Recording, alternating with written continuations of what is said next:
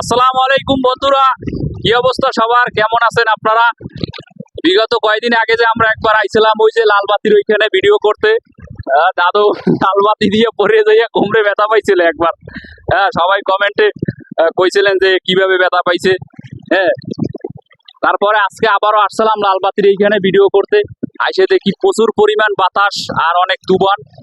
যেহেতু কালকে অনেক বৃষ্টি হয়েছে আর অনেক ঝড় হয়েছে, এই কারণে আবহাওয়াটা খুবই খারাপ আর প্রচন্ড বাতাস। ওই যে একটা নৌকো দেখা যাইতেছে, তুফানের কারণে অনেক দোলতে আছে আর মাছ ধরতেছে ওনারা জেলে।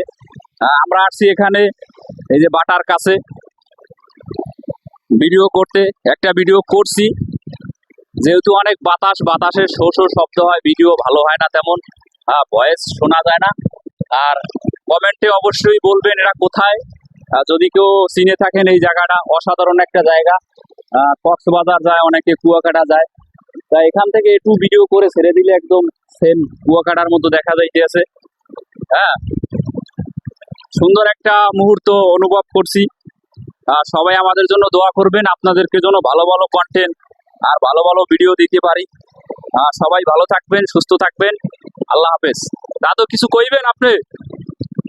হ্যাঁ নেন।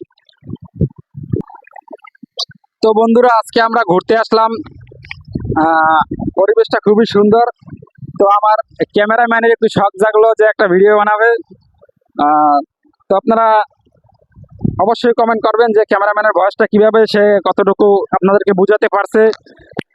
আজকে পরিবেশটা খুবই সুন্দর আর আমারও দেখে খুবই ভালো লাগলো আজকের এই ভিডিও বানানোর এই পরিবেশটা। তো সবাই বেশি বেশি কমেন্ট করার চেষ্টা করবেন। ধন্যবাদ সবাইকে।